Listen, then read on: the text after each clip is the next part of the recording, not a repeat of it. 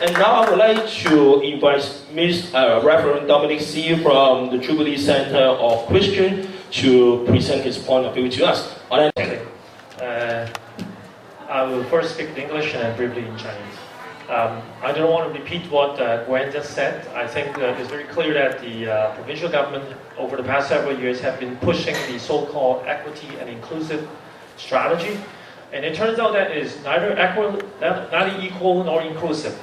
It's trying to impose a radicalized sexual education curriculum, only to abandon it because of public outcry from concerned parents and pastors and other people. And but what is most troubling about the whole strategy is that in Kathleen Wayne's, the previous Minister of Education's word is, this is why I believe it is critical for us to articulate an equity and inclusive education strategy for Ontario schools, embracing diversity and moving beyond tolerance to acceptance. And you read between the lines, that means embracing diversity. It means accepting diversity and accepting the values of homosexual lifestyles and other diverse lifestyles by celebrating the Pride Parade. Another major objective of the EIE strategy is to require the students see themselves reflected in the curriculum and in their physical surroundings. In the Toronto District School Board document challenging homophobia and anti-heterosexism, released in early 2011, which was a brainchild of this policy. In the name of anti-bullying against students with diverse sexual orientations and gender identity, that document seeks to challenge the so-called biases of heterosexism in the curriculum by deconstructing, throwing away traditional or heterosexual notions of gender identity, sexual orientation, and family.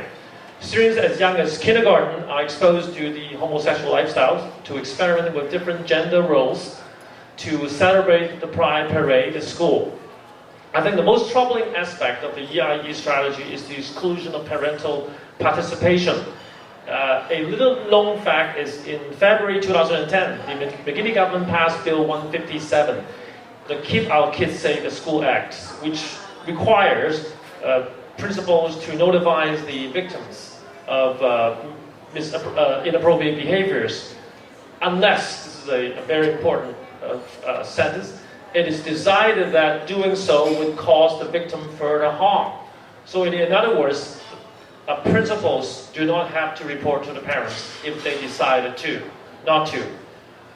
Making the school officials having an overriding authority over our parents is a matter of grave concern. Who give them this authority?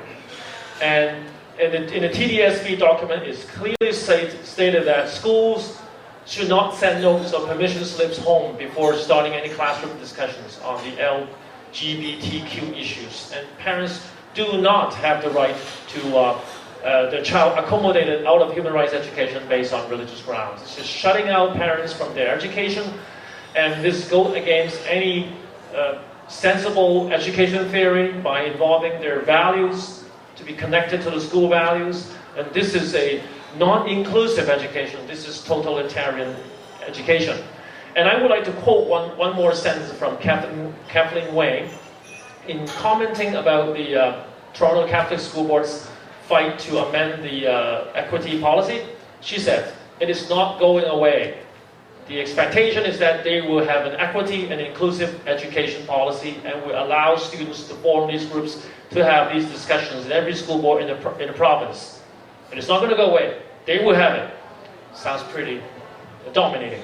And she says, "I think what the province can do is to provide the professional development support to the board to get them to the point where they understand how to do this." This sounds like communist brainwashing technique to me. So I think this is neither inclusive nor equity, it's a totalitarian, and as parents, we must speak out and assert our rights. We must ensure future Ontario governments respect our rights as parents to play a pivotal role in our children's education. Thank you. I think I've used my time. Thank you, Reverend Dominic Tse.